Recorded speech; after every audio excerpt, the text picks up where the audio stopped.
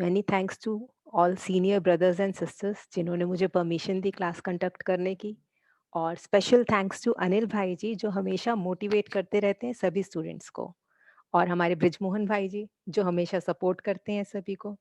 और बहुत खास बात, आज के नोट्स प्रिपेयर करने में मुझे नैना सक्सेना बहन और हृदया पुष्पा सिस्टर ने बहुत हेल्प की, क्योंकि मुझे ऑनलाइन का बहुत अच्छे से अंदाज़ा नहीं था।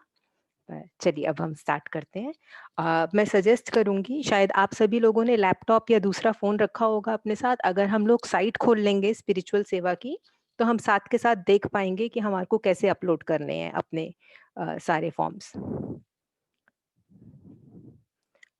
आप सभी को मालूम होगा स्पिरिचुअल सेवा का साइट, प्लीज़ खोल लीजिए।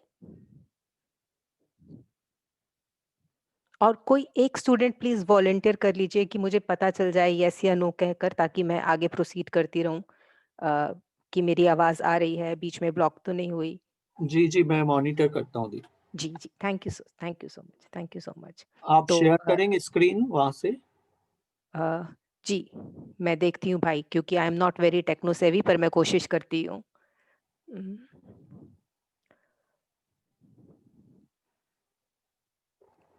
मैं हाँ, लैपटॉप के सामने ये रख कर दिखा सकती हूँ, दैट कैन बी डन।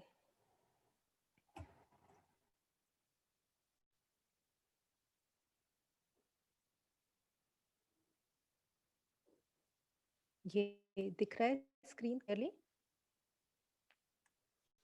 मैंने साइट खोला है। ओ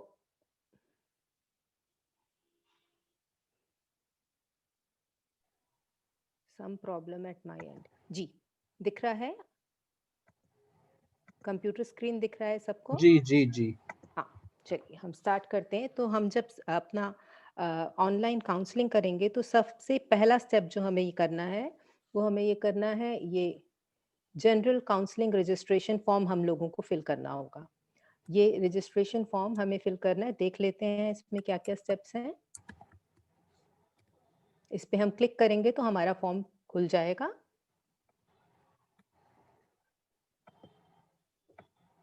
बहुत सिंपल फॉर्म है, ईज़ी है। हम लोग अपने क्लाइंट्स को भी कह सकते हैं फिल करने के लिए, और अगर बाय चांस किसी क्लाइंट को नहीं आता हो कि किस तरह से फिल करना है, तो हम काउंसलर्स भी अपने क्लाइंट को हेल्प करने के लिए हम लोग भी फिल कर सकते हैं उनके बिहाफ पे। तो name, age, occupation, full address, मेरे पास कॉपी है इसका तो मैं बता देती हूँ, और भी जो भी आएगा इसमें। Then we have occupation, full address, state, mobile number, WhatsApp number, email address, preferably Gmail address. I think Yahoo का इसलिए मना करते हैं क्योंकि कई बारी मेल स्पैम में चली जाती हैं। तो अगर जीमेल एड्रेस हो तो अच्छा है, अदरवाइज़ याहू का भी लिख सकते हैं। और जो भी हम फ़ोन नंबर लिखेंगे, इसमें मेंशन करेंगे, हमें ध्यान रखना है कि फ़ोन नंबर्स में हम लोगों को 9111 या 0 ऐसे नहीं लिखना है। मोबाइल नंबर लिखना है, पर उसके आगे 91 या 0 ये मेंशन नहीं करना है। सिर्फ 10 डिजिट मोबाइल नंबर लिखना है। ओके। तो ईमेल एड्रेस की हमने बात कर ली कि हमें जीमेल एड्रेस लिखना है। उसके बाद है what kind of counselling session would you like to have. जो हमारे क्लाइंट हैं जिन्हें हम काउंसिल करेंगे, उनको किस तरह का चाहिए काउंसलिंग सेशन, इंडिविजुअल, कपल या family counselling. Next is reason, कि उनको किस लिए काउंसलिंग करना है। कोई उनको मेंटल इशू है, कोई डिस्कम्फर्ट है, कोई पर्सनल प्रॉब्लम है, जो भी मेंटल फिजिकल जो भी इश्यूज होंगे वो हम इसमें मेंशन करेंगे। Next is if they have undergone counselling earlier. अगर उन भाई बहन ने पहले कभी भी कोई काउंसलिंग सेशन लिया हो, तो उन्होंने कब लिया है, किस समय लिया था, किससे लिया था, जितनी मैक्सिमम डिटेल्स हम कलेक्ट कर सकें वो हमको इसमें मेंशन करनी है। प्रेफर्ड डे फॉर अपॉइंटमेंट, कब हमारे क्लाइंट अवेलेबल होंगे काउंसलिंग के लिए। Best time of the day to contact them, वो किस समय अवेलेबल होंगे। उन्हें कैसे पता चला हमारे बारे में, स्पिरिचुअल सेवा के बारे में। Oh how wonderful. Thank you so much. बिल्कुल।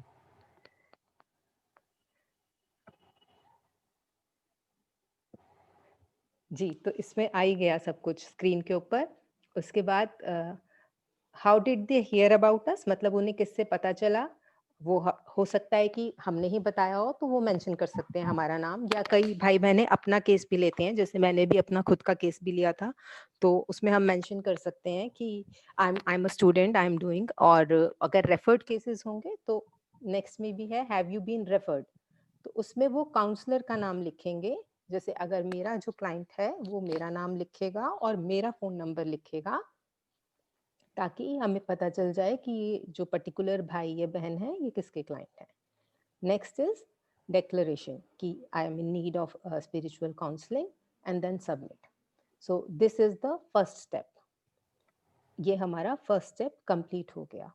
इसको फिल करके हम लोग रजिस्टर कर लेंगे और फर्स्ट स्टेप इज कंप्लीटेड। जैसे ही हम ये सबमिट करते हैं, विद इन फ्यू मिनट्स हम लोगों को मेल मिल जाता है, और उस मेल में जो भी डिटेल्स हम फिल करते हैं वो सब अवेलेबल होती हैं। पीडीएफ फॉर्म में एक मेल आ जाता है विद वन रजिस्ट्रेशन नंबर। जो रजिस्ट्रेशन नंबर हमें मिलेगा वो हमें आगे यूज करना है हर स्टेप में। और एक बहुत इम्पोर्टेंट बात, जब भी हम काउंसलिंग करें और करना स्टार्ट करें, I have learned over a period of time, बाबा को साथ रखना बहुत ज़रूरी है, क्योंकि at times we get stuck, पर जब बाबा होता है तो फिर हम आगे निकल जाते हैं, प्रॉब्लम सॉल्व हो जाती है। चलिए, next step is after filling this general counselling registration form, एक और फॉर्म है जो सीनियर लोगों के लिए है, free counselling for elders. This is also more और less same as general counselling registration. इसमें बस कुछ चीजें डिफरेंट हैं, जैसे किस साल में रिटायर हुए थे, एजुकेशनल क्वालिफिकेशन क्या है, डिपेंडेंट तो नहीं है फिजिकली, ओल्ड एज होम में तो नहीं रहते हैं, इस तरह की जनरल इंफॉर्मेशन ही है जो हमारे क्लाइंट भी फिल कर सकते हैं। और अगर किसी वजह से क्लाइंट नहीं फिल कर सकते तो हम लोग भी अपने क्लाइंट के बिहाफ पे ये सारी डिटेल्स फिल कर सकते हैं। Okay, next is pre assessment scale. मैं आपको दिखाती हूँ। अच्छा, दिखा रहे हैं scale, Pre-induction. Sorry, no, not pre induction, pre assessment scale. Okay.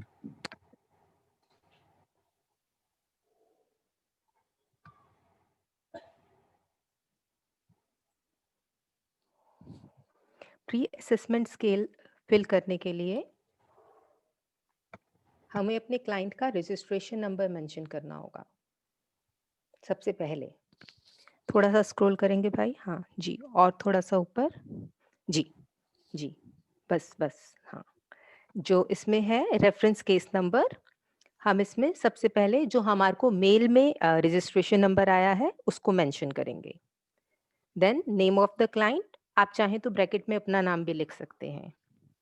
Email address, अगर क्लाइंट के मेल पे ही चाहिए असेसमेंट तो आप क्लाइंट का भी ईमेल एड्रेस दे सकते हैं, नहीं तो अपना भी ईमेल एड्रेस उसमें मेंशन कर सकते हैं। Then mobile number and profession. जब हम ये सारा इंफॉर्मेशन फिल कर देंगे, उसके बाद जो असेसमेंट स्केल है वो हमारे स्क्रीन पे आएगा।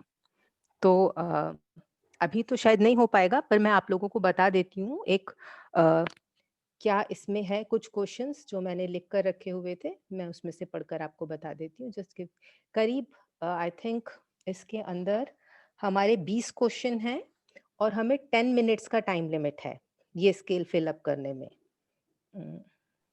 इसका जी 1 मिनट दीजिएगा।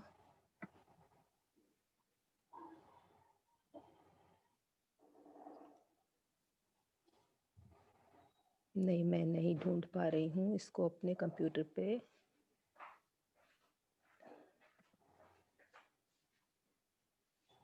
जी, मिल गया मिल गया। इसमें जो क्वेश्चंस हैं मैं आपको बता देती हूँ, सिंपल क्वेश्चंस ही हैं, कुछ क्वेश्चंस हैं मेरे पास। हाँ, इसमें फर्स्ट क्वेश्चन है, I could not seem to experience any positive feeling at all. जब ये जो इन्फॉर्मेशन स्क्रीन पे भी आ रही थी, जब ये हम पूरा इन्फॉर्मेशन फिल कर देंगे उसके बाद ये क्वेश्चनेयर खुलेगा, और इसमें 20 क्वेश्चंस हैं और इसको फिल करने का टाइम लिमिट है 10 मिनट्स। तो फर्स्ट क्वेश्चन है, I could not seem to experience any positive feeling at all, और 4 ऑप्शंस हैं, never, sometimes, often, almost always. तो जो क्लाइंट को मोस्ट सुटेबल लगे कि उन्हें कब वो हमेशा ही ऐसा फ़ील करते हैं या कभी-कभी फ़ील करते हैं, ऐसा वो उसमें फ़िल कर देंगे। वो ऑप्शन पे वो क्लिक करेंगे। ये पूरा फ़िल करने के बाद जब हम इसे सबमिट करेंगे, तो स्क्रीन के ऊपर ही हमारा डिप्रेशन, एंग्ज़ायटी और स्ट्रेस उसका कैलकुलेशन आ जाएगा कि कितना डिप्रेशन है, कितना एंग्ज़ायटी है विद अ प्रॉपर स्केल कि अगर माइल्ड है या सीवियर है या मॉडरेट है, इस तरह से। और सेम इन्फॉर्मेशन जो भी हमने ईमेल एड्रेस फिल किया है या इसको स्टार्ट करने से पहले, वो पीडीएफ फॉर्म में सेम इन्फॉर्मेशन हमारे को मेल भी आ जाएगा। डिप्रेशन, एंग्ज़ायटी, स्ट्रेस स्केल का जो भी हमारा स्कोर होगा, वो हमारे को मेल पे भी रिसीव हो जाएगा। चलिए, तो प्री असेसमेंट करने के बाद हम नेक्स्ट स्टेप करेंगे प्री इंडक्शन क्वेश्चनियर। दीपक भाई, आप प्लीज स्क्रीन पे प्री इंडक्शन क्वेश्चनियर शेयर करेंगे।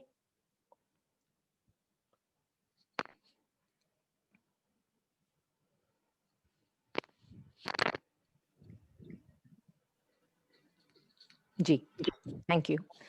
तो इसमें भी बहुत सिंपल क्वेश्चंस हैं। रेफरेंस नंबर, अगेन जब हमने अपना रजिस्टर कराया था केस फर्स्ट स्टेप में, वो रेफरेंस नंबर हमें लिखना है। और हम क्लाइंट का नाम नहीं मेंशन करते हैं, हम सिर्फ इनिशियल्स मेंशन करते हैं। इनिशियल्स मतलब जैसे अगर मैं क्लाइंट हूँ, तो मैं पूजा कपूर नहीं लिखूंगी, मैं सिर्फ पीके लिखूंगी।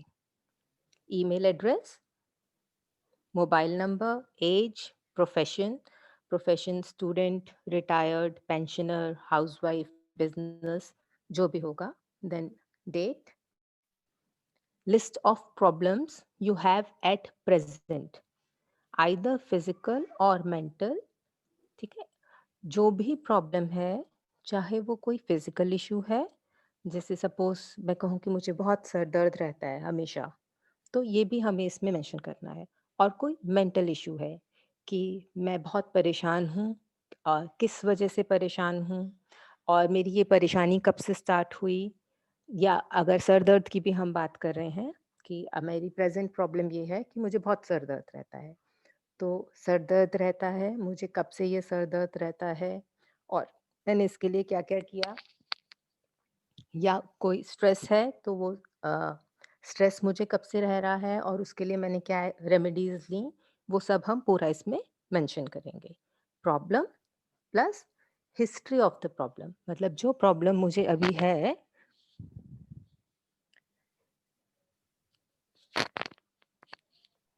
जी, दीदी रिक्वेस्ट है कि वीडियो जी। ऑन रखिए, कईयों ने रिक्वेस्ट किया है।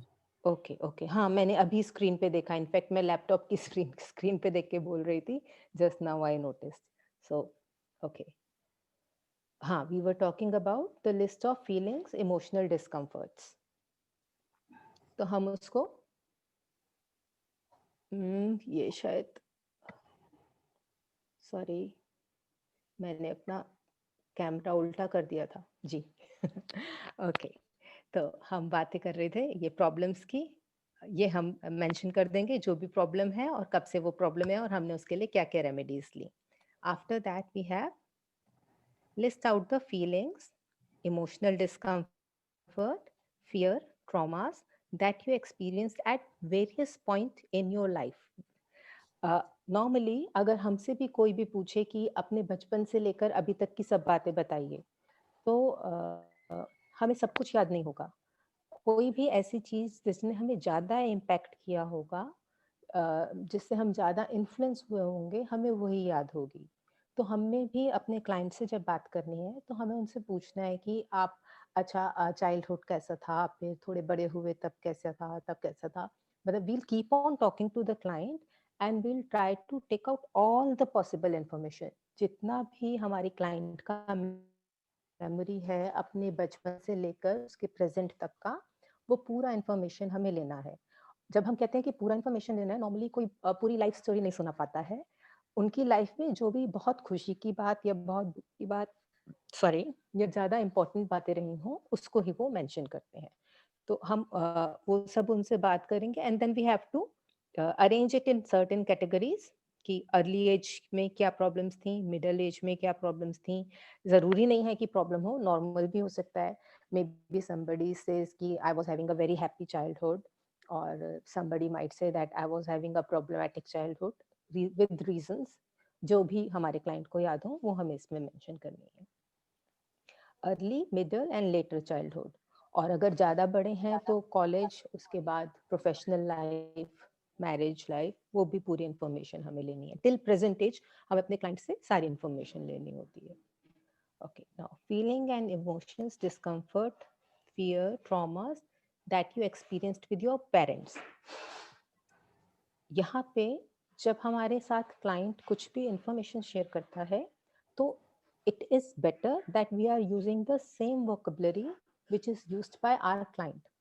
जो शब्द हमारा क्लाइंट यूज करता है, जो लैंग्वेज वो वर्ड्स यूज करते हैं, हमें सेम वही वर्ड्स इसमें मेंशन करने हैं with parents. It can be happy, comfortable, very happy, और it can be that I was upset या I was hurt.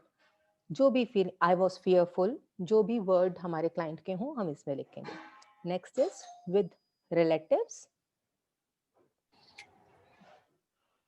Om Shanti, sorry to interrupt. किसी को वॉइस नहीं आ रहा है तो आप वहां पे अपने यहाँ पे चेक कीजिए जूम में, जहाँ पे माइक की जगह पे सेटिंग्स शायद चेंज करना होगा। अदरवाइज सभी को आ रहा है, बाकी लोगों को। कई व्हाट्सएप में और यहाँ पे भी चैट में डाल रहे हैं कि वॉइस नहीं आ रहा है। ओह जी, मैं एक्चुअली चैट चेक नहीं कर रही हूँ, मेरा पूरा ध्यान उस पे था, ठीक है, सो मैं सॉरी फॉर ध्यान दे दैट. रहा हूँ, नो इशू। हाँ, काफी लोगों को आ रहा है, तो जिनको भी नहीं आ रहा है वो आप अपने डिवाइस पे चेक कीजिए प्लीज।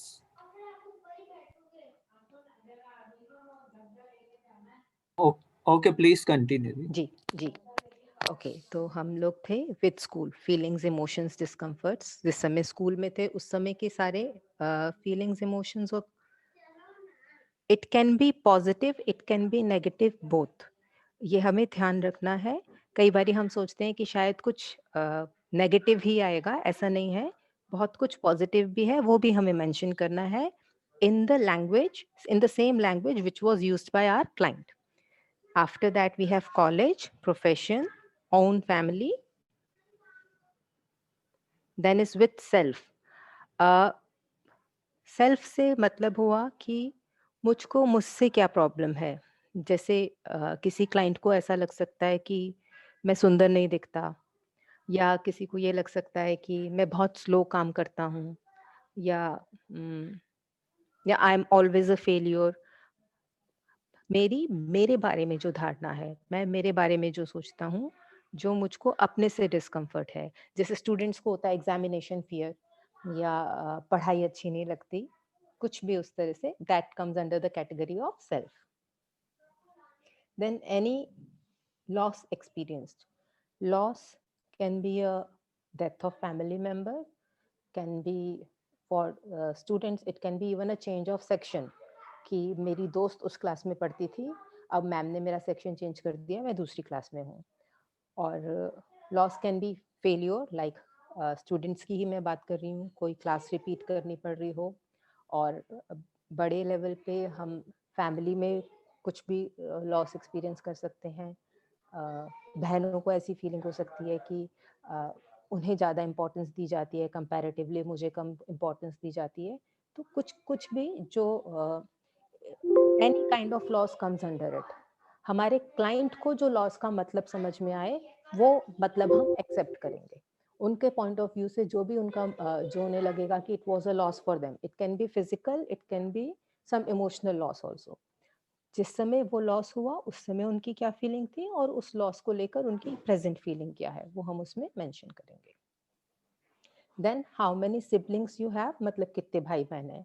अच्छा, लास्ट पॉइंट बताते हुए मुझे ध्यान आया, जब मैं स्टूडेंट्स की बात कर रही थी, हम जब रजिस्ट्रेशन कराते हैं अपने क्लाइंट्स का, अगर कोई भी बच्चा 18 साल से कम है तो उसका रजिस्ट्रेशन कराने के लिए उसके पेरेंट्स का नाम और एज यूज होगा. 18 ईयर्स से छोटे बच्चों का रजिस्ट्रेशन हमारे स्पिरिचुअल सेवा पे नहीं हो पाता, तो उनके पेरेंट्स के नाम से ब्रैकेट में आप बच्चे का नाम लिख सकते हैं, बच्चे के इनिशियल्स लिख सकते हैं. Okay, now how many siblings you have, siblings मतलब कितने भाई बहन हैं, वो हम उसमें मेंशन करेंगे. What time you wake up in the morning, what time you go to sleep, then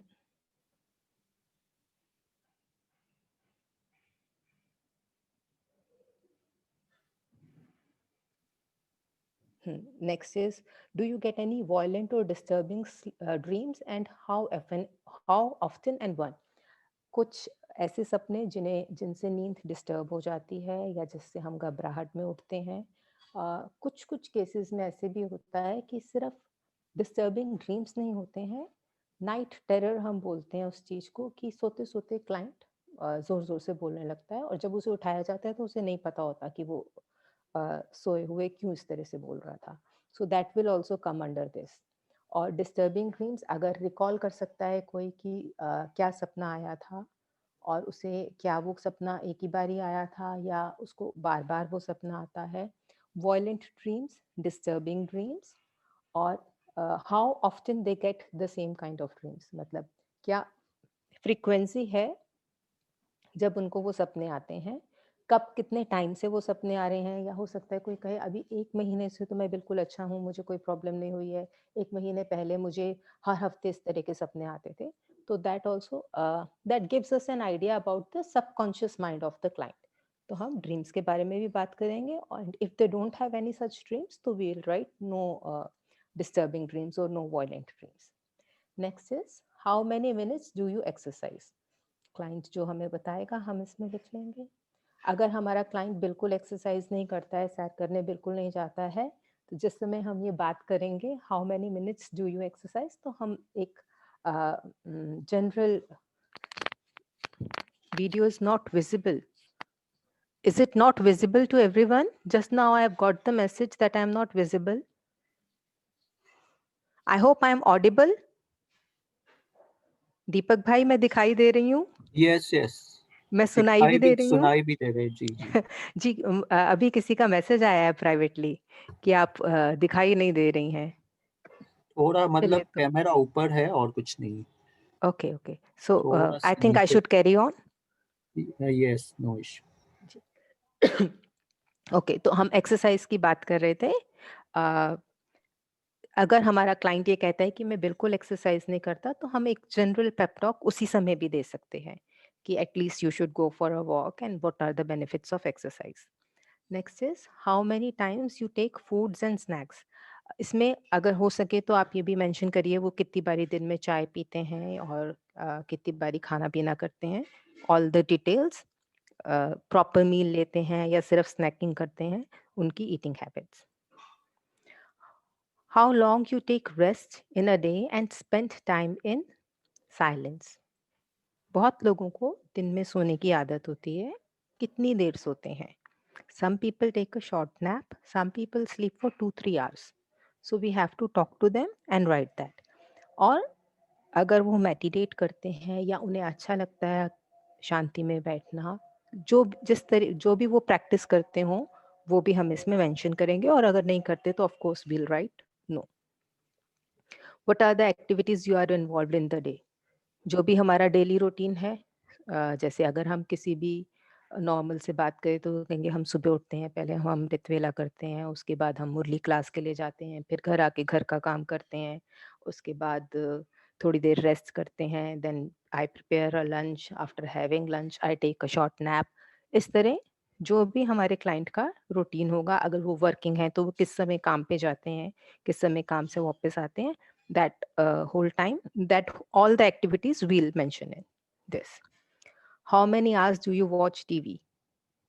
कितने घंटे टीवी देखते हैं, और इसमें ये भी बात कर लें कि आप किस तरह के प्रोग्राम देखते हैं. तो by the same time you even get the opportunity to counsel the client कि whatever you are watching is a food for your brain. तो आवर्स ऑफ वाचिंग टीवी, उसके साथ साथ वो किस तरह के प्रोग्राम देखना पसंद करते हैं. क्राइम पेट्रोल देखते हैं या कोई सीरियल देखते हैं या पीस ऑफ माइंड देखते हैं, वो वट एवर ही और she is doing. Then how much time you spend indoor. Indoor even जो ऑफिस में या स्कूल में और कॉलेज में हम बहुत 4-5 घंटे रहते हैं, that also comes in the category of indoor, उसको हम आउटडोर एक्टिविटी में काउंट नहीं करेंगे।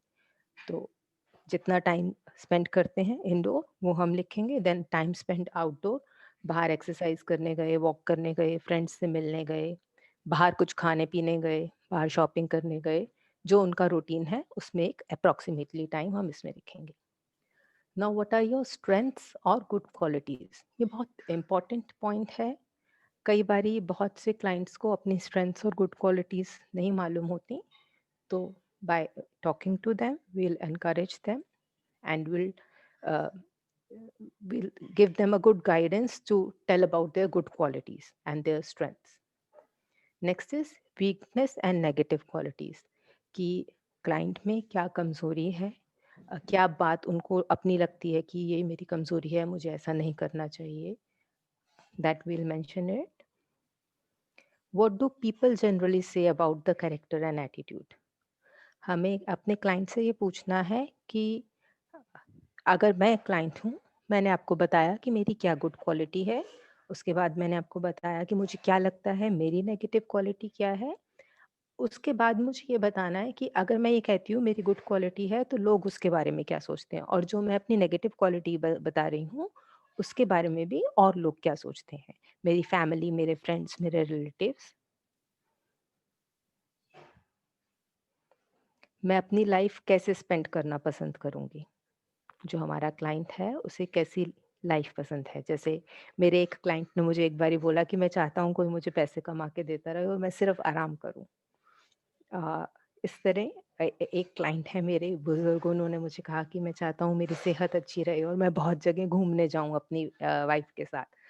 तो what all activities that they want to do in their life, that we'll write in it. Now how much do you love yourself on the scale of 1 to 10 to feel happy and good?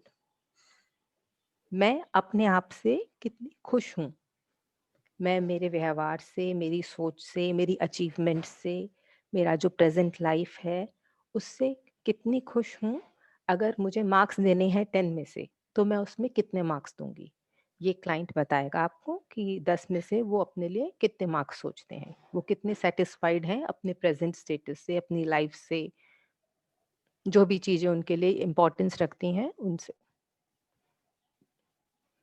Normally जब कोई upset होता है या परेशान होता है या जिसको किसी को काउंसलिंग की ज़रूरत होती है, ज़्यादातर केसेस में, तो वो 10 ऑन 10 मार्क्स नहीं देते हैं, उनके मार्क्स कुछ कम रहते हैं, 6 7 8, इट कैन बी एनीथिंग। तो हमें उनसे पूछना है कि what would you like to do so that you can get 10 on 10। आप अपने जीवन में क्या-क्या आपका मिस कर रहे हैं जिससे आपको पूरी हैप्पीनेस या पूरी अच्छी फीलिंग नहीं आ रही है, तो आप क्या-क्या करना चाहोगे जिससे आप अपने आप को 10 में से 10 मार्क्स दो। After that, what are the inner qualities do you like to have to carry out all the external actions that you wanted to do? Suppose मैं अगर क्लाइंट हूँ और मैं कहूँ कि मैं खुश नहीं हूँ अपने आप से क्योंकि मैं बहुत मोटी हूँ, बहुत ज़्यादा ओवरवेट है, तो क्या मैं करना चाहूँगी खुश रहने के लिए? मैं खुश रहने के लिए वेट रिड्यूस करना चाहूँगी। वो मेरा ऊपर वाले क्वेश्चन में आ जाएगा। After that, what inner qualities do I need?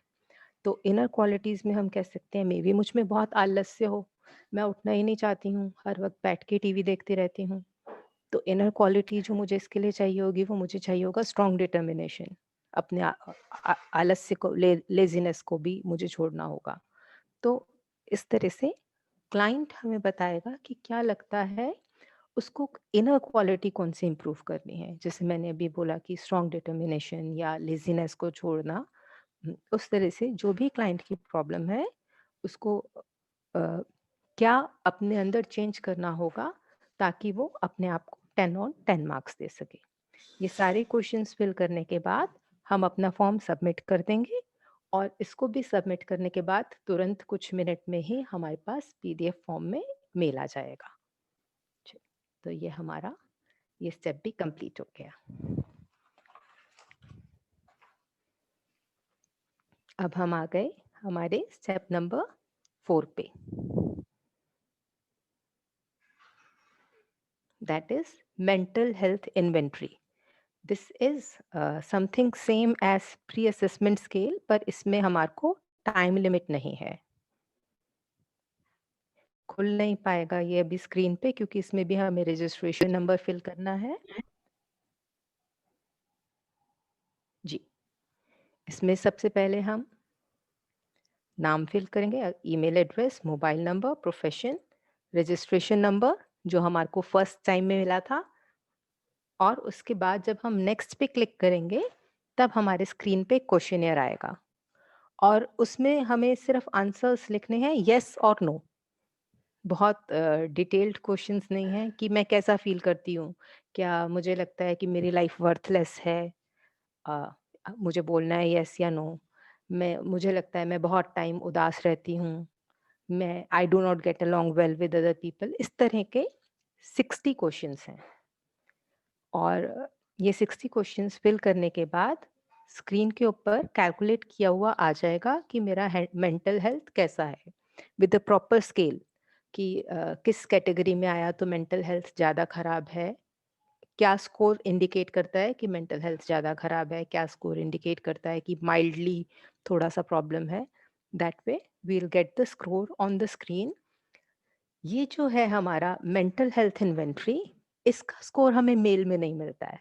तो आप जब भी इसको फिल करें तो उसका स्क्रीनशॉट ले लीजिएगा या अपने कैमरे से क्लिक कर लीजिएगा. 60 क्वेश्चंस हैं and there is no time limit. हर क्वेश्चन का आंसर हमें यस या नो में देना है. जैसे इसमें प्री असेसमेंट में हमारे पास 4 ऑप्शंस थे, sometimes, never, often, all the time. I think शायद ये ऑप्शंस थे और इसमें सिर्फ 2 ऑप्शंस होंगे, yes no, and then we'll fill it. Then this step will be completed.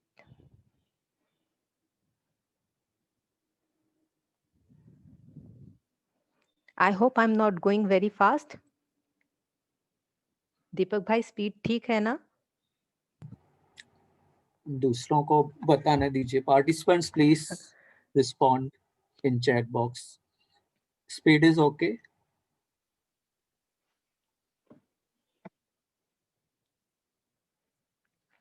Ji, thank you. Thank you. That means I'm going fine. Thank you. So nice to hear that from all of you. It's very motivating. Thank you. Thank you. चलिए आगे चलते हैं फिर. हम 4 steps हम complete कर चुके हैं. Now we are on the step number 5. That is mental status examination.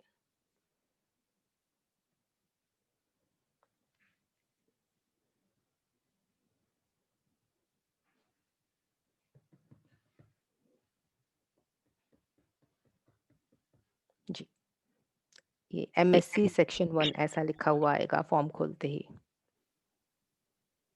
Email address, reference number, name of the client, age of the client, gender male और female, general appearance. General appearance मतलब हमारा client कैसे दिखता है. कैसे दिखता है means कैसे ड्रेस्ड है, उसका प्रेजेंटेशन कैसा है, शैबी तो नहीं है. कई बार किसी को ज़्यादा प्रॉब्लम होती है तो हमें देखने से पता चलता है. अच्छा, इसके लिए मेंटल स्टेटस एग्जामिनेशन के लिए हम सबके पास फर्स्ट ईयर की हमारी बुक नंबर 3 होगी. तो जो भी हमें ऑब्जर्व करना है उसके बारे में इंफॉर्मेशन किस पेज नंबर पे दी हुई है मैं आपको बता देती हूँ, आप लिख लीजिए. बाद में उसे और डिटेल से पढ़ लेंगे तो वो बहुत हेल्पफुल रहेगा. और एक और चीज़ जो मैंने सीखी ये फॉर्म्स फिल करते हुए, कई बारी कुछ ऐसे वर्ड्स आते हैं जो हमने पहले नहीं पढ़े हुए. आप सभी अपने अपने फील्ड में एक्सपर्ट हैं, most of you are highly educated and qualified, पर फिर भी हम में से कुछ लोग जो साइकोलॉजी बैकग्राउंड से नहीं हैं, कुछ वर्ड्स हमें समझ में नहीं आते हैं. Best is type that in Google and find the meaning. या आप वो वर्ड लिख एग्जाम्पल्स भी देंगे तो बहुत सारे एग्जाम्पल्स सामने आ जाएंगे जिससे हम समझ जाएंगे कि ये एक्चुअली फॉर्म में हमसे क्या पूछा जा रहा है या हमें क्या ऑब्जर्व करना है. और हमारी book number 3 of MSc first year, उसके किस पेज नंबर पे क्या क्या इन्फॉर्मेशन दी हुई है वो भी मैं आपको साथ के साथ बताती रहूंगी ताकि हम उसमें से भी पढ़ सकें. जैसे जनरल अपीयरेंस की हम बात करें तो हमारी बुक में पेज नंबर 50 और पेज नंबर 62 पे जनरल अपीयरेंस के बारे में दिया हुआ है कि हमें क्लाइंट को देखकर क्या-क्या ऑब्जर्व करना है। अ, जब हम ड्रेसिंग की बात करते हैं तो ऐसा नहीं है कि उसे बहुत एक्सपेंसिव कपड़े पहने होने चाहिए या अ, उम, बहुत कुछ हाई-फाई से लुक्स होने चाहिए। Even if he or she is very modestly dressed up, is he or she neatly dressed up, बाल अच्छे से कोम किए हुए हैं, शैबी तो नहीं है, ये हम ऑब्जर्व करते हैं जनरल अपीयरेंस में कि कभी-कभी फेशियल एक्सप्रेशन से ही या ड्रेसिंग सेंस से ही अ, हमें अच्छे से सेंस नहीं होती तो पता चलता है कि the person is very upset या हो सकता है कि उसको बहुत ज़्यादा डिप्रेशन हो। एक चीज़ और अ, जो मुझे पर्सनली लगता है जब हम प्री असेसमेंट करते हैं अपने क्लाइंट का और जब हम ये अपने क्लाइंट्स के लिए मेंटल हेल्थ इन्वेंटरी देखते हैं। अगर हमें ये लग रहा है कि बहुत ज़्यादा डिप्रेशन है, जो स्केल हमने देखा उसमें कि level of depression is very high, mild या मॉडरेट नहीं है, सीवियर है। तो हमें अपने क्लाइंट को ये ज़रूर सजेस्ट कर देना चाहिए या उनके इन्फॉर्मेंट को that they should also take help from a psychiatrist. क्योंकि हम लोग काउंसिल करके बहुत अच्छे से हेल्प कर सकते हैं सबकी, पर अगर किसी को मेडिसिन की ज़रूरत है, वो साथ के साथ दवाई ले और हम भी हेल्प करेंगे। हम भी उन्हें गाइडेंस देंगे या पॉजिटिविटी इंक्रीज़ करने में हेल्प करेंगे, तो ये भी हमें ध्यान रखना है। चलिए, अब हम जनरल अपीयरेंस की बात कर रहे थे। It's on page number 50 and page number 62 of our book 3 MSc first year. मैं जो भी पेज नंबर बताऊँगी वो बुक 3 के ही हैं एमएससी फर्स्ट ईयर की, तो मैं हर बारी रिपीट नहीं करूँगी, ठीक है? जनरल देन हाँ, हम जब अपने क्लाइंट से बात कर रहे हैं तो हमारी रेपो उससे ईज़िली एस्टेब्लिश हो गई। मैंने जब आपसे बात की तो आप मेरे साथ फ्रेंडली थे या नहीं? या मैंने आपसे बात की, आप इतने फ्रेंडली थे कि आपने बहुत एक्साइटेड होके मुझसे बहुत सारी बातें की या आप रिलक्टेंट थे, मुझे अवॉइड करने की कोशिश कर रहे थे, ये हम देखेंगे। इसमें हम ये लिखेंगे। Next is eye to eye contact. अगर हम जिस समय भी अपने क्लाइंट से बात कर रहे हैं, तो क्या हमारा क्लाइंट हमारी तरफ देख रहा है या वो अवॉइड कर रहा है हमें देखना, इधर-उधर देखकर बात कर रहा है? तो ये भी हमारे को देखना है और इसमें लिखना है कि आई कॉन्टैक्ट वाज़ मेंटेन्ड और नॉट मेंटेन्ड और that person was trying to avoid. Next is any observed repetitive motor movements.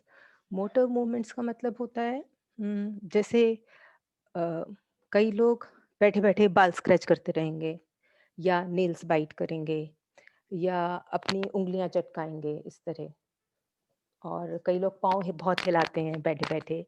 तो इस तरह का अगर कुछ भी है, ब्लिंक बहुत करते हैं हम मोटर मूवमेंट्स की बात करें तो हमें देखना है जैसे बात करते-करते बीच में इस तरह से करना या नाक चिढ़ाना, इस तरह से करना। कुछ भी अगर इस तरह का एक्शन है, जो बार-बार हो रहा है, तो वो हमें ऑब्ज़र्व करके लिखना है। और अगर नहीं है कुछ भी ऐसा तो हम लिखेंगे कि there was no such observation. Next is psychomotor activity. Psychomotor activity is more or less same like blinking और या टैपिंग ऑफ द फूट और बहुत जल्दी-जल्दी बोलना या अगर मैं किसी की बात बता रही हूँ, तो उसकी मिमिक्री करके बात करना, ये सब इसमें आएगा। Then goal directed activity. Goal directed activity मतलब doing something risky which is typically not a nature of that person. Suppose मैं स्टूडेंट हूँ और उम, मेरा रिज़ल्ट बहुत अच्छा नहीं आया, maybe I am a college going student और मेरा रिज़ल्ट बहुत अच्छा नहीं आया।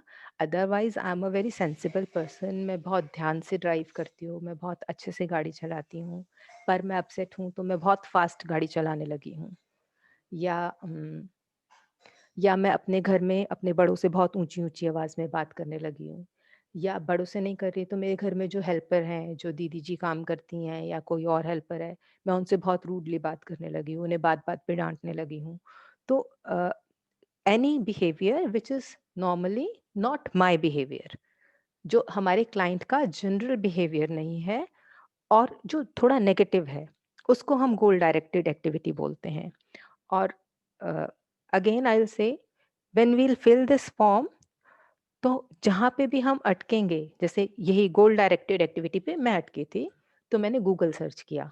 तो जहाँ पे भी हम अटकेंगे कि क्या एग्जैक्टली पूछना चाह रहे हैं, हम गूगल सर्च करेंगे, उसका मीनिंग और उसके एग्जाम्पल्स देख लेंगे, तो हमें पता चल जाएगा, हमें अच्छे से समझ में आ जाएगा कि हमें क्या क्या ऑब्जर्व करना है अपने क्लाइंट में। एजिटेशन मीन्स गुस्सा।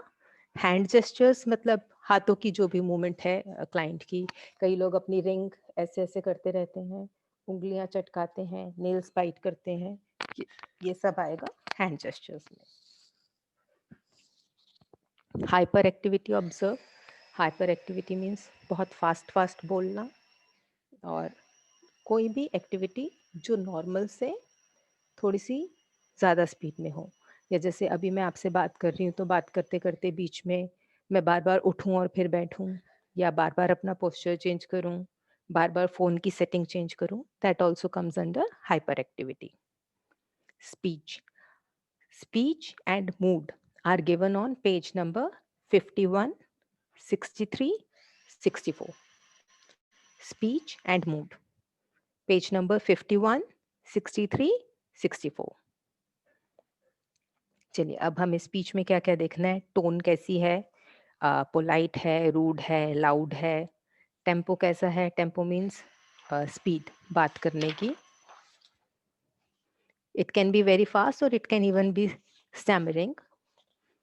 और वॉल्यूम कैसी है, बहुत ऊंची आवाज़ में तो नहीं बोल रहे, या बहुत नीची आवाज़ में तो नहीं बोल रहे। मेरी एक क्लाइंट, जब मैंने उनसे इंटरेक्ट किया तो बीच में वो इतनी धीरे बोलने लगती थी कि मुझे सुनाई देना बंद हो जाता था। तो इस तरह का अगर कुछ भी हो, या बीइंग अ क्लाइंट से if I am sharing something with you, मैं आपको कुछ बता रही हूँ, मैंने अपना कोई एक्सपीरियंस बताया जो अच्छा नहीं था, तो बताते बताते मैं एकदम बहुत एग्रेसिव हो गई, मेरे फेशियल एक्सप्रेशंस चेंज हो गए, मैं बहुत गुस्से में बोलने लगी, तो that also comes under this volume speech. और किस तरह की टोन हम यूज कर रहे हैं वो सब हम ऑब्जर्व करके इसमें फिल करेंगे। Then we have a reaction time. Reaction times means मैंने अपने क्लाइंट से कुछ पूछा और उसने मुझे आराम से उसी वक्त आंसर दिया, या अगर कुछ ऐसा पूछा जो उसे सोच के बताना है तो क्या वो सोचता रहा। कुछ नॉर्मल बात भी पूछी, मैंने पूछा आपका नाम क्या है, और उसने पहले 1 मिनट सोचा और फिर उसने मुझे जवाब दिया। तो रिएक्शन टाइम कैसा है, जो सोचने वाली बात है सोच के बताएगा, पर अगर वो बहुत लंबा सोच रहा है तो, या जो नॉर्मल बात है जिसका हम इंस्टेंट रिएक्शन देखते हैं, उसको भी मैं बहुत सोच के बता रही हूँ, तो वो हम उसको रिएक्शन टाइम में लिखेंगे। और ये सब वही है, इसमें स्पीच का ही है कि थॉट्स हैं, then okay, after that we have thoughts. Obtain speech sample on the neutral topic, assess poverty thought. हाँ, थॉट्स में है कोई भी एक जनरल टॉपिक दिया गया और उसके बारे में हम क्लाइंट को बोलेंगे कुछ भी इसके बारे में आप बोलो। जनरल टॉपिक, जब भी हम कोई टॉपिक देते हैं तो हमें उसे अपने क्लाइंट से रिलेट करके देना है। अगर कॉलेज गोइंग बच्चा है तो हम उससे ड्रेसेस की बात कर सकते हैं। लड़के हैं यंग तो हम उनसे बाइक्स या कार के मॉडल्स की बात करेंगे तो वो बताएंगे। हाउसवाइफ हैं तो उनसे हम डिफरेंट रेसिपीज के बारे में बात करेंगे। तो किस तरह से वो जनरल जो उनका थॉट प्रोसेस है, कुछ भी ऐसा कॉमन टॉपिक क्लाइंट से रिलेटेड, और वो किस तरह की बात करते हैं, कि वो जो बात कर रहे हैं वो उसकी उसी के फ्लो में जा रही है, बिल्कुल आउट ऑफ द ट्रैक तो नहीं जा रही। जैसे मेरे पास एक बच्ची थी, वो अगर अपनी बात स्टार्ट करती थी घर में क्या हुआ, तो उसकी बात कहीं के कहीं पार्क और स्कूल और फिर नानी का घर, दादी का घर, बिल्कुल starting point is something else, and when she will go from A to G, और वो स्टार्टिंग पॉइंट और एंड पॉइंट में आपस में कोई रिलेशनशिप नहीं होता था। ऐसे ही बड़े लोगों के साथ भी होता है कि मैं बताना कुछ और चाह रही हूँ, पर मैं बोलने में इतनी एंग्रॉस हो गई कि मैं वो जो स्टार्टिंग पॉइंट था उसको भूल गई, और एंड पे जब मैं पहुंची तो मैं कुछ और ही बता रही थी। तो that comes under the category of stream. Next is possession. ये इसमें जो है हम लोगों को टिक मार्क करना होगा शायद जो जो चीजें हैं उसके ऊपर। तो disorder of thoughts related to the ownership of thoughts. Thoughts broadcast, thoughtful diffusion, ये एक्चुअली आएगा नहीं स्क्रीन पे, क्योंकि जब तक हम पहले वाला सबमिट नहीं करते हैं तो नेक्स्ट पेज नहीं खुलता है।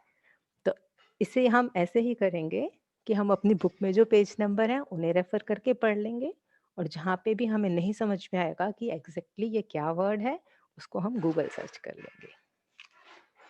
Then we have depressive cognition, मतलब होपलेसनेस, वर्थलेसनेस, हेल्पलेसनेस की फीलिंग, और हो सकता है इसमें से कोई भी फीलिंग नहीं हो हमारी क्लाइंट को, थोड़ा माइल्ड डिप्रेशन हो या टेम्परेरी भी होता है ऐसा। से if I have faced any loss recently, तो उस समय हो सकता है मैं ज़्यादा डिप्रेस्ड हूँ, बट हमको पूरा इंफॉर्मेशन रिलेट करना है। Suppose if I have lost something और if I have lost somebody, तो इमीडिएटली 2-3 दिन जब आप मुझे मिलेंगे उस समय मेरा को बहुत ज़्यादा डिप्रेशन होगा, बट कुछ दिन बाद से 15 दिन बाद या महीने भर बाद मैं अपने आप को संभाल लूँगी, मैं उस सिचुएशन को एक्सेप्ट कर लूँगी। तो ये चीज़ भी हमें ध्यान में रखनी है कि अगर आज मैं बहुत ज़्यादा डिप्रेस्ड हूँ तो हम उसको ऐसे नहीं लेबल कर सकते that she is under severe depression looking at the loss and the time period which has gone. So all these things also we'll keep in consideration while counseling the client. Suicidal thoughts, क्या client के कोई suicidal thoughts हैं, क्या intensity है और कितने frequent हैं। Then pre occupations means मेरा माइंड ऑलरेडी प्री ऑक्यूपाइड है, मैं कुछ और सोचती रहती हूँ, अपने ख्यालों में खोए रहना, ये कह सकते हैं इसको। देन मूड मैंने आपको बताया था हमारे कौन से पेज नंबर पे है, स्पीच एंड मूड साथ साथ ही है, उसको हम फिल करेंगे। रेंज है मूड में, रेंज ऑफ मूड मीन्स अगर मैंने और आपने 1 घंटा बात की तो वो 1 घंटे में मैं बहुत खुश भी हो ली और 1 घंटे में ही बात करते करते मैं बीच में रो भी पड़ी। रेंज ऑफ मूड्स मतलब बहुत फ्लक्चुएशन तो नहीं है मूड्स में। देन रिएक्टिविटी और रिएक्शन टाइम, आपने मुझसे पूछा व्हाट इज़ योर नेम और मैंने पहले 1 मिनट सोचा, फिर मैं बहुत ढीले से बोला पूछा, तो या आपने मुझसे पूछा और मैंने इंस्टेंटली जवाब दिया, that is reaction. Then after this we have on the next page perception.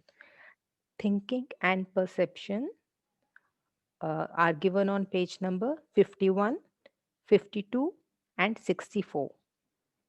Thinking and perception, इसके बारे में अगर हमें पढ़ना हो, हमें क्या क्या ऑब्जर्व करना है, क्या लिखना है, it's on page number 51, 52, 64। Perception means मेरा थॉट प्रोसेस क्या है, मैं कैसे सोचती हूँ, मेरा आउटलुक क्या है। और जब क्लाइंट से, तो जो क्लाइंट लैंग्वेज यूज करेगा हम वही लैंग्वेज लिखेंगे, उसी वही वोकेबलरी, वही वर्ड्स हम यूज करके लिखेंगे। Next, insight and judgment are given on page number 55 and page number 65. insight means मेरा सोचने का तरीका क्या है, या मेरी परसेप्शंस और इनसाइट्स मोर और लेस रिलेटेड है। इनसाइट मीन्स मैं अगर सेल्फ एनालिसिस करूं तो मैं किस तरह से सोचती हूँ। देन इज ओरिएंटेशन मीन्स मेरी लाइकिंग किस तरफ है, मुझे क्या चीज़ पसंद है। अटेंशन में हम कंसंट्रेशन और कैलकुलेशन दोनों देखते हैं। अच्छा सॉरी, ओरिएंटेशन का भी पेज नंबर लिख लीजिए। बिफोर दैट हमने थिंकिंग एंड परसेप्शन का पेज नंबर लिखा था, page number 51, 52, 64। After that we have insight. Insight is on page number 55 and 65। Insight page number 55 and 65। Orientation is on page number 58. Fund of knowledge, page number 55. Orientation, page 58. Fund of knowledge, page 55. Concentration is on page 54. Calculation, page 66. हमारे इसमें mental status examination में attention calculate करने का actually पूरा question भी दिया हुआ है। जो हमारी बुक में दिया है उसमें दिया है कि हम कुछ 3-4 वर्ड्स बोलेंगे, जैसे मैंने बोला light, fan, pen, glass, laptop, और फिर मैं अपने क्लाइंट को बोलूँगी सेम उसी ऑर्डर में रिपीट करना, जिस ऑर्डर में मैंने बोला है, और फिर उसको ऑपोजिट ऑर्डर में रिपीट करना। तो ये हम अटेंशन में, कंसंट्रेशन में ये एक्टिविटी करते हैं। हमारे एमएससी में भी दिया हुआ, उसमें डिजिट्स दी हुई हैं। इसमें दिया हुआ है 7, 4, 9। मैं थोड़े आराम से बोलूँगी और फिर मैं क्लाइंट को बोलूँगी मैंने क्या डिजिट्स बोली, आप रिपीट कीजिए। ऐसा भी कर सकते हैं और कोई ऑब्जेक्ट्स का भी नाम ले सकते हैं, जैसे मैंने अभी बोला था लाइट, फैन, इस तरह से। देन कैलकुलेशन में they have given very clearly कि हमें क्या सब्ट्रैक्ट कराना है और उसके लिए कितना टाइम देना है। जैसे 100 माइनस 7, ये इसके लिए हम 2 मिनट का टाइम देंगे अपने क्लाइंट को कैलकुलेट। अगर वो 2 मिनट के अंदर अंदर कैलकुलेट कर लेता है that means good. Then we will ask 40 minus 3, तो ये कैलकुलेशन में है। This question is given in MSc. Next is language और रिस्पॉन्स की फ्लुएंट हैं या बहुत स्लो हैं। और इसमें लैंग्वेज में हम ये भी पूछेंगे, इसमें in fact it's given in this, they have to name the animals in 1 minute. तो हम काउंट करेंगे कि 1 मिनट में हमारा क्लाइंट कितने एनिमल्स का नाम बता देता है। If it is satisfactory so we will say fluent. अगर हमें लग रहा है कि 1 मिनट में 1 या 2 एनिमल्स का ही नाम दे पाया तो वो फ्लुएंट नहीं है, देन वील मेंशन कि ही वाज और she was not able to think. Then comprehension means understanding कैसी है, जो हम क्वेश्चन पुट अप कर रहे हैं वो उसे समझ पा रहे हैं या नहीं। Then can they name the common objects. Common objects मतलब कुछ भी, वॉल क्लॉक है तो हम दिखाएंगे वो क्या है, हमारे हाथ में पेन है तो उसको दिखाकर हम पूछेंगे ये क्या है।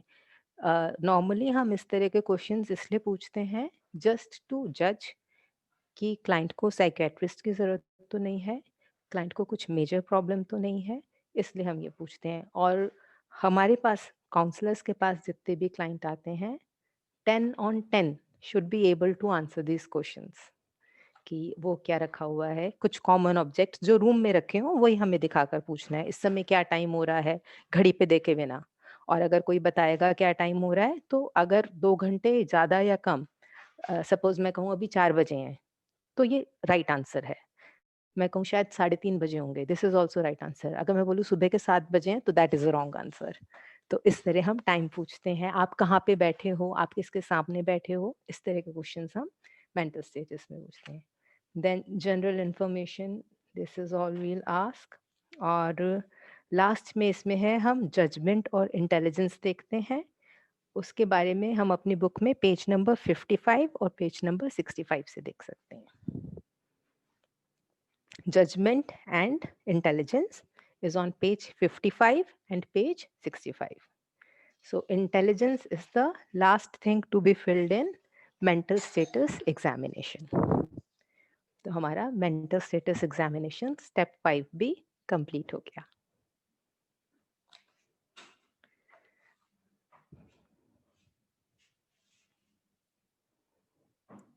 मेंटल स्टेटस एग्जामिनेशन के बाद हमारे पास है case study.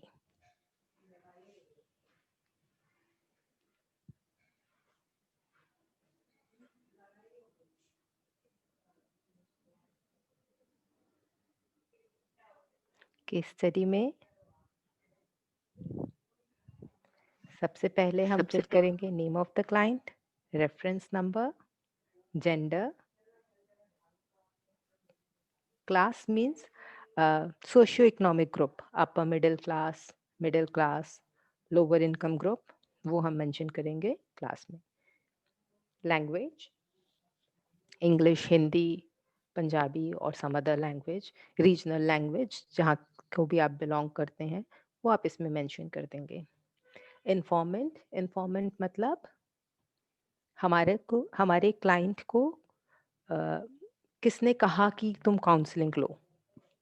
It can be self, हो सकता है मुझे खुद एहसास हो कि मुझे काउंसलिंग की ज़रूरत हो और मैं आपको अप्रोच करूं, और it can be any relative, may be my spouse, may be my mother, father, वो हम इसमें मेंशन कर देंगे। इंस्टीट्यूशन में if they are not undergoing any treatment with any person, हम क्लाइंट के इनिशियल्स ही मेंशन कर देते हैं, या हम आई थिंक स्पिरिचुअल सेवा भी मेंशन कर सकते हैं। रीजन फॉर रेफरल जो हमने प्री इंडक्शन में किया था ऑलरेडी, तो हम प्री इंडक्शन को रेफर करके, और हमारे पास पीडीएफ ऑलरेडी आ चुका है मेल में, तो हम उसको रेफर करके लिख सकते हैं रीजन की क्लाइंट ने क्यों अप्रोच किया उसको, क्या फिजिकल इश्यूज थे या क्या मेंटल इश्यूज थे। जैसे हमने सर दर्द की बात की थी, तो हम इसमें लिख सकते हैं कि कंटिन्यूअस हेडेक और हिस्ट्री ऑफ प्रॉब्लम, कि कब से सर दर्द है, उसके लिए क्या क्या किया, किस वजह से लगता है सर दर्द है, तो ये हम इसमें लिखेंगे। After that we have a family history. Family history में हम say suppose if I have a problem of headache, so may be मेरे पेरेंट्स को भी ये प्रॉब्लम हो, वो भी, और कुछ मेंटल इश्यूज भी हो सकते हैं, और फैमिली के बारे में इन जनरल इंफॉर्मेशन भी मैं दूंगी कि my family was a happy family, और my family was a disputed family, और I had a single parent, कुछ भी, जो भी इसमें फैमिली हिस्ट्री में, मतलब फिजिकल इश्यूज अगर कोई मुझे हैं और मेरी फैमिली को, तो वो भी आएंगे। मेंटल इश्यूज कोई मुझे हैं और मेरी फैमिली में किसी को भी थे, वो भी आएंगे। और मेरी फैमिली की जनरल इन्फॉर्मेशन भी आएगी। जनरल इन्फॉर्मेशन मीन्स मेरी फैमिली का क्या एनवायरनमेंट था, लविंग एनवायरनमेंट था, या मेरी रोज अपने भाई बहनों से लड़ाई होती थी, या मेरी मम्मी मेरी रोज पिटाई लगाती थी। All this information will also come under family history.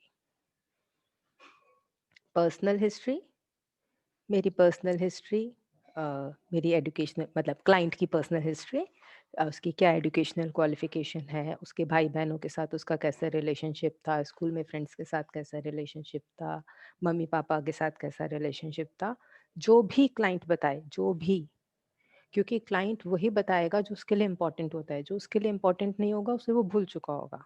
whenever we ask a client to tell everything, जी आई एम सॉरी, क्या किसी ने कुछ कहा बीच में?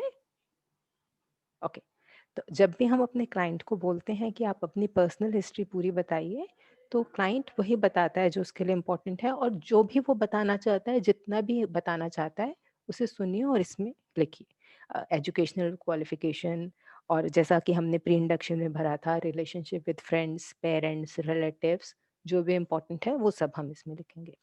Then we have a educational history, मैं पढ़ाई में कैसी थी, मेरी टीचर्स मेरे बारे में क्या सोचते थे, मैं बहुत इंटेलिजेंट थी या मैं बहुत डल थी, मैं बहुत हार्ड वर्किंग थी पर मेरे मार्क्स बहुत कम आते थे। ऐसा भी होता है कि मैम मैं तो पूरे दिन पढ़ता रहता था तब भी मेरे मार्क्स नहीं आते थे।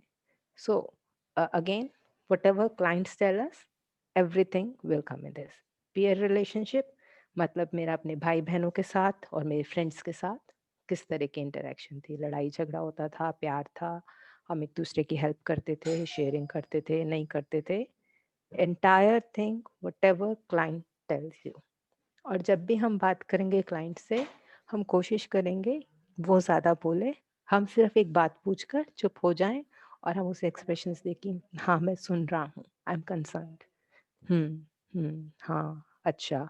जब वो खुश हो तो हमें थोड़ा-सा उसके साथ स्माइल करना है, जब वो उदास हो तो हमें उसको कंसोल करना है अपने एक्सप्रेशन से, अच्छा ऐसा हुआ था, okay, okay, so that that person is able to relieve himself और हरसेल्फ, जो उसके मन में है वो कॉन्फिडेंटली आपको बता पाए।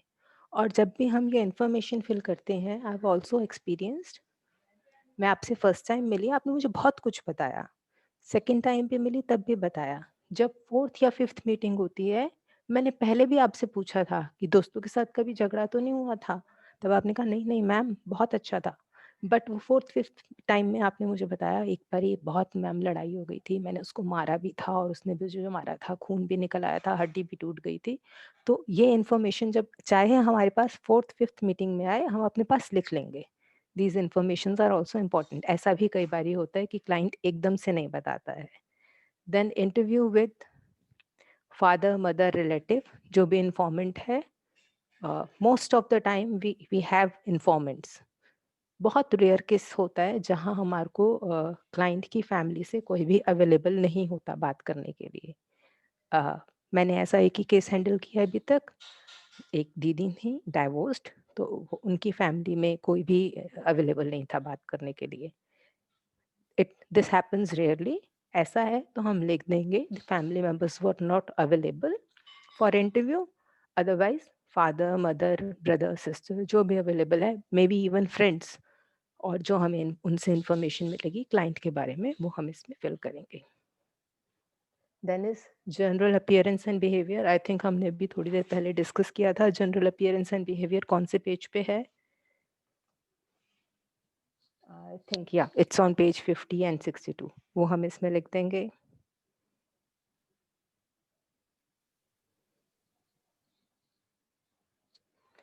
Number of emotional issues dealt with through hypnotherapy, relaxation। क्या क्या इमोशनल इश्यूज थे?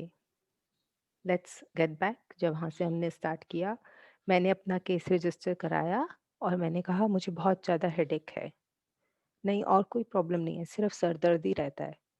फिर बात करते करते पता चला कि मुझे किसी ने कुछ कह दिया था इसलिए, या say I'm not sharing good relationship with any person, or maybe I'm having a lot of stress in office। कुछ भी जो भी इमोशनल इश्यूज हैं उनको हम इसमें लिखेंगे, और हमने एज अ काउंसलर हमें क्या समझ में आया, हमने उसके लिए किस तरह से हेल्प किया, क्या गाइडेंस दिया उस पर्टिकुलर इमोशनल इश्यू को हैंडल करने के लिए, वो सब हम इसमें लिखेंगे। और जो भी हमने टेक्निक्स यूज़ की वो भी हम इसमें लिखेंगे। अंडरस्टैंडिंग अ राइट, मतलब काउंसलर से वो सॉरी क्लाइंट से बात करने के बाद हमें क्या समझ में आया। क्लाइंट से बात करने के बाद हो सकता है हमें ये लगे कि हाँ actually this person is having a tough time. Suppose अगर मेरे पास कोई क्लाइंट आए और वो मुझे ये कहे कि ma'am my husband is having a extra marital affair, तो मैं ऐसा नहीं कर सकती कि मैं उनके हस्बैंड के पास जाकर बोलूँ कि भाई साहब ये तो आप बहुत गलत कर रहे हैं, ऐसा नहीं करिए।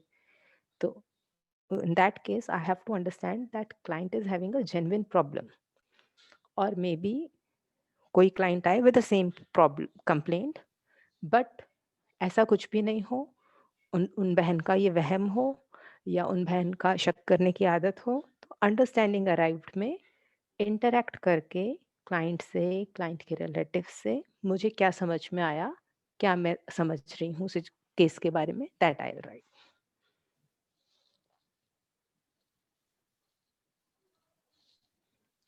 Suggested assertive skills, meditation routine, relaxation commentary।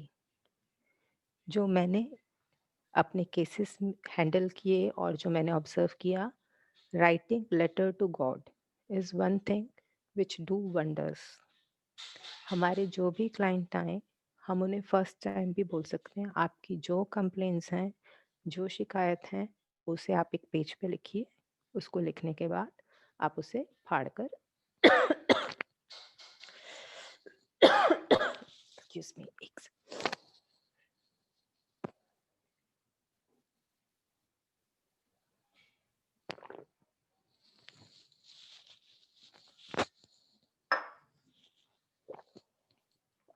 Sorry जी। तो हम बात कर रहे थे हाँ असर्टिव स्किल्स, मेडिटेशन रूटीन और रिलैक्सेशन कमेंट्री की। Writing letter to God is a very useful technique. It helps in releasing emotions. और राइटिंग इज सबकॉन्शियस एक्टिविटी। जब हम कुछ लिखते हैं तो हमारे काफ़ी इमोशंस रिलीज हो सकते हैं। असर्टिव स्किल्स में मैंने बहुत बार यूज़ किया है। आप आपकी जो ऑब्जर्वेशन हो, आपके एक्सपीरियंस हो, उससे जो आप सीखें वो आप लिखें। और एवरीवन हैज़ हिज और हर पर्सनल स्टाइल ऑल्सो, वो भी यूज़ करें। जो मैंने किया और मुझे यूज़फुल लगा मैं वो शेयर कर रही हूँ। Writing letter to God is very useful. मैं मास्टर सर्वशक्तिमान हूँ, मैं भगवान की संतान हूँ, these are very strong affirmations जो हेल्प कर। मैं विघ्न विनाशक हूँ, मैं शक्ति स्वरूप हूँ। ये कुछ ऐसे अफर्मेशंस हैं जो I choose to forgive everyone help करते हैं क्लाइंट्स को। रिलैक्सेशन कमेंट्री, हम अपने क्लाइंट को भी बोल सकते हैं कि आप अपने बारे में कुछ अच्छा सोच के अच्छा लिखो और उसे रिकॉर्ड कर दो। और अगर क्लाइंट नहीं कर पा रहा है, बहुत परेशान है, अपसेट है या ज्ञान में नहीं है, उसे नहीं समझ में आ रहा, तो हम भी कोई एक छोटी-सी कमेंट्री रिकॉर्ड करके वॉइस मैसेज अपने क्लाइंट को दे सकते हैं, जो हेल्प करे उसको ओवरकम करने में उसकी प्रॉब्लम को। Then we have a closing discussion. Closing discussion मतलब हमने क्लाइंट को समझा दिया उसको क्या-क्या करना है, किस तरह से बिहेव करना है, क्या अफ़र्मेशंस रखने हैं, उसका डेली रूटीन में उसको क्या-क्या चेंज करना है, खान-पीन में क्या-क्या चेंज करना है, लाइफ़स्टाइल कैसे चेंज करना है। देन काउंसलिंग अ रिलेटिव, अगर अवेलेबल हो इन्फॉर्मेंट रिलेटिव, तो हम उन्हें भी बता सकते हैं कि किस तरह का बिहेवियर आप रखिए जो हेल्प करेगा क्लाइंट को प्रॉब्लम्स ओवरकम करने में। देन समरी एंड कंक्लूजन, मतलब पूरे केस को हम कम से कम शब्दों में जो उसका जिस्ट हम बता सकें, वो हम समरी एंड कंक्लूजन में लिखेंगे। Next is any additional comment. Additional comment मतलब अगर मेरे पास कोई आया है काउंसलिंग के लिए, वो डायबिटिक हैं, तो मुझे उन्हें बताना होगा you have to be regular to doctor and you have to continue with your medicines. This is additional comment. Counselling मैं आपकी कर रही हूँ, उससे आप डायबिटीज़ कंट्रोल कर पाएंगे, पर आप उसका मतलब ये नहीं है कि आप दवाई खाना छोड़ दें। ऐसे ही अगर कोई कैंसर पेशेंट है या हाइपरटेंशन का पेशेंट है, या हम जब अल्कोहलिज्म के केस लेते हैं जो जिन्हें बहुत ज़्यादा प्रॉब्लम होती है, at times they also need a medical help, so that will come in additional comments. और अगर फैमिली मेंबर्स को भी कुछ अलग से स्पेसिफिक इंस्ट्रक्शंस हमने दी हैं, that will also come under additional comments. Name of the therapist, जो आप अपना नाम लिखेंगे, मोबाइल नंबर, ईमेल एड्रेस, आप कितनी बारी मिले अपने क्लाइंट से, कितने सेशंस लिए वो, और place, and then you will submit this form. So this is also done. अच्छा, ड्यूरेशन में एक और चीज़ मैं आपको सजेस्ट करना चाहूँगी। जब भी हम अपने क्लाइंट से बात करते हैं, again this is my personal opinion, I think हमें क्लाइंट को बोलना चाहिए कि हम 45 मिनट्स बात करेंगे, और 45 मिनट्स का 1 घंटा नॉर्मली हो जाता है। और 1 घंटे तक मुझे लगता है कि हम लोगों का एब्ज़ॉर्प्शन पावर या दूसरे की प्रॉब्लम सुनना, समझना 1 घंटे तक बहुत अच्छा रहता है। उसके बाद वो डिस्टर्ब होने लगता है। तो हम ऐसा ना सोचें मुझे अपना केस फटाफट कंप्लीट करना है, मैं आज इसके पास जाऊँगा, 2-3 घंटे बैठूँगा और जो-जो ये बताएगा सब मैं आज के आज ही कंप्लीट कर लूँगा। So that might not give very good results. So keep a time period of 45 minutes, 45 minutes to 1 hour, and that would be good. तो आप कितनी बार मिले अपने क्लाइंट से 45 मिनट्स 1 आवर के लिए, वो आप टोटल ड्यूरेशन ऑफ सेशन में लिखेंगे, then place and you will submit this form. So this is also done. So can we take a break and continue tomorrow? जी इजाज़त है। अनिल भाई जी हैं?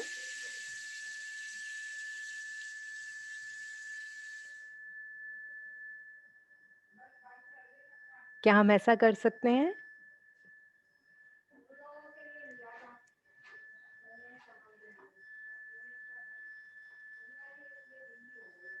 Participants can tell. Yeah, ठीक है। ओके, ठीक है। I can see yes ma'am, thank you so very much. so very much.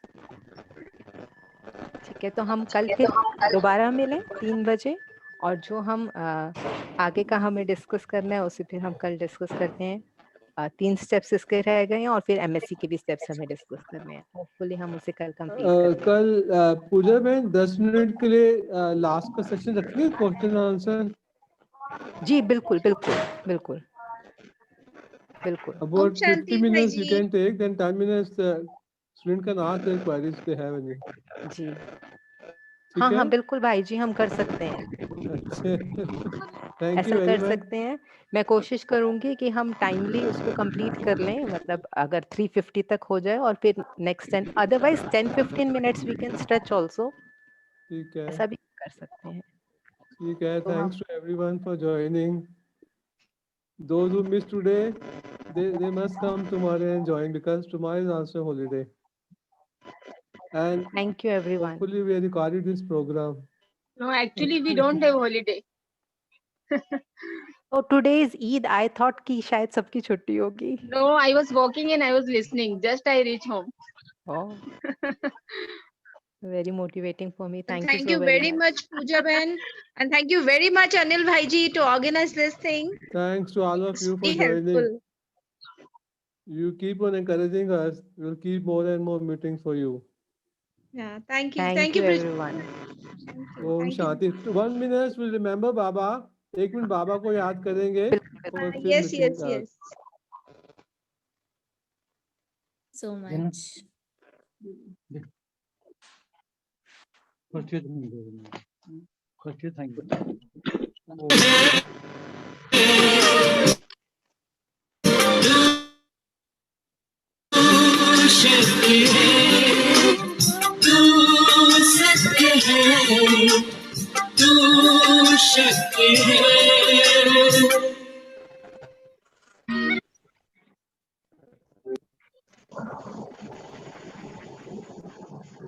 ब्रिजमन भाई जी आप कुछ कहेंगे? बोलिए।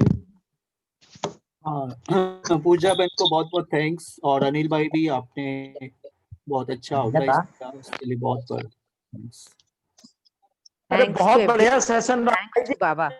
भाई जी, अजीम भाई, पूजा बहन, बहुत अच्छा सेशन है। हाँ बहुत बढ़िया ना, काफी एग्जॉस्टिव आपने बताया और बड़े अच्छे ढंग से बताया सबको, तो बहुत अच्छा लगा, बहुत अच्छा लगा। हमने भी पूरा पूरा सुना है, ये बहुत अच्छा रहा। थैंक यू अनिल भाई जी को, थैंक यू पूजा बहन को, और थैंक यू अजीम भाई ji, thank you. Thank you, Bridget Bhaiji. आपको भी thank you. Thank you Brijmohan भाई is very supporting. हम में से Yeah. बहुत लोग हैं जिनको बहुत सपोर्ट किया है ब्रिजमोहन भाई ने. And Anil भाई जी is ever motivating. All of you, देखो we all ये get तो ठीक है। motivated. देखिए हम लोगों का काम ही है सपोर्ट करना, और करना भी चाहिए एक दूसरे को, ये तो सहयोग की शक्ति है ना। अष्ट शक्तियों में एक शक्ति है टू कोऑपरेट अदर्स, तो वो हमें जरूर ध्यान में रखनी चाहिए हर समय। ठीक है, thank you. Thank you. See you tomorrow, Pooja Ben. Thank you. Om Shanti. Monday भी हमारा सेशन रहेगा इवनिंग में 8 to 9। अनिल भाई अनाउंस कर दूं? हाँ जी। भाई जी अनाउंस कर दूं मंडे का भी? कहाँ चला गया? हेलो। हाँ जी। हाँ जी बोलिए बोलिए। हाँ बोलिए भाई जी बोलिए, सुनिए। हाँ जी मंडे का भी अनाउंस करना है आपको? हाँ मंडे को अनाउंस कर दो, आप ही अनाउंस कर दो। जी We are keeping a meeting on Monday. Deepak Bhai ji inform you about that now. That will come दो on the दीपक group भाई जी announce also, कर I दो। think. यस भाई जी आप यस ग्रुप पे भी मैसेज डालेंगे ना? हाँ जी जी मैसेज तो जी डालेंगे, लेकिन आप दीपक भाई जी को देख लो, इनकी मीटिंग रख रहे हैं हम। Okay, okay.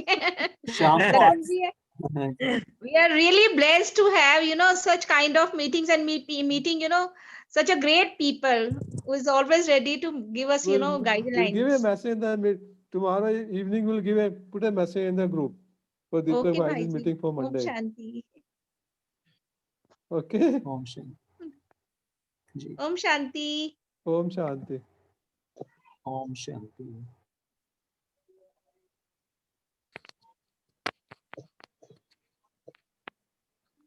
Om Shanti.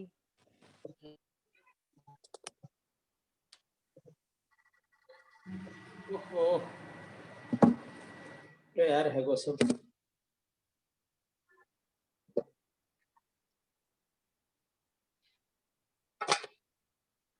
चलो यार,